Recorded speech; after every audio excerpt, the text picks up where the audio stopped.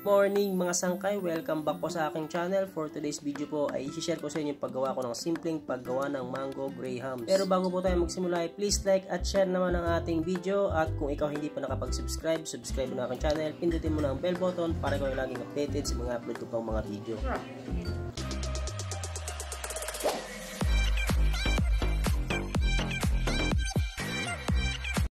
So bali dyan sa part 10 mga sangkay is hindi ko na napakita sa inyo yung paglagay nating all-purpose cream, pero isang pack lamang po ng all-purpose cream yung ating ginamit dyan. Overnight chill po yung ating ginamit na all-purpose cream.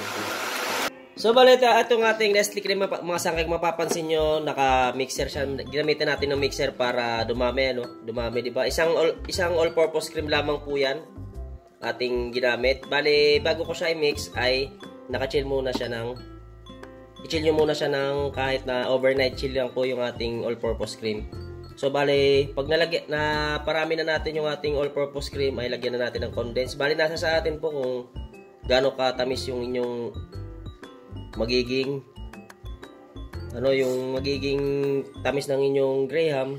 Nasa inyo po kung gaano karaming condense po ang inyong ilalagay. So, sa akin yung isang lata, hindi ko ubusin yung isang lata ng ating condense. Yung 390 grams, hindi ko to ubusin mga sangkay dahil ayoko sa sobrang tamis. At i-mix lang ulit natin para mahalo natin ng maayos. Gamitan natin ng mixer. So ayan, kung sakaling nahalo na natin ng maayos ay alisan na natin sa mixer. At dito sa part na ito mga sangkay is maglalagay lang ako ng konting mangga dito sa ating cream. Yan, para pati yung cream natin is maglasa siyang mangga. Hindi ako nakahanap kasi ng condense na may flavor na mango. Kaya ito na lang ilalagay ko. So, nasa sa inyo po pala mga sangkay kung gaano karaming mangga yung gusto nyong ilagay. Medyo may kamahalan yung mangga dito sa amin, kaya hindi marami yung aking mailalagay na mangga. So, ayan, bali nalagyan ko na ng mangga. Bali, hahaluin ko lang para maikalat natin yung ating flavor na mangga. At ngayon ay ilalagay na natin sa lalagyan yung ating grahams. Ito nga pala yung ating graham crackers. Dalawa lang yung aking gagamitin mga sangkay.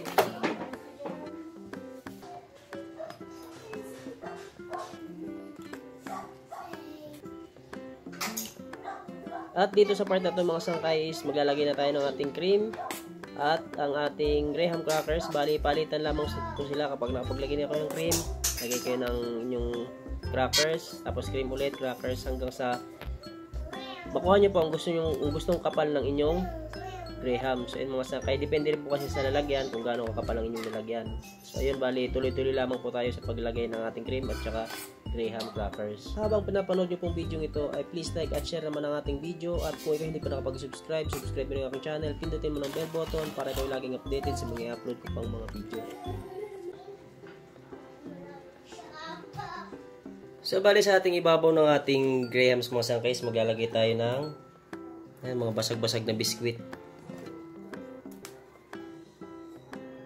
Kaya nga pala ako nakagawa ng grahams ngayon dahil birthday ng aking anak na bunso. So bali ginawan ko siya ng grahams. Isa rin sa paborito ko. Kaya grahams ang napili ko. At syempre hindi mawawala yung ating toppings. Sa ating toppings, syempre yung ating mangga. So yan, dapat may toppings din tayo kung anong flavor.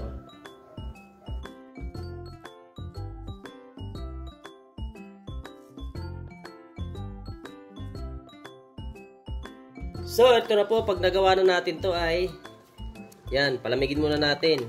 Rep muna natin bago natin kainin syempre para mas masarap. So, ayan o. Extra pa si Jollibee, diba? So, ayan mga sangkay. Bali, na-share ko sa inyo yung paggawa ko ng mango grahams.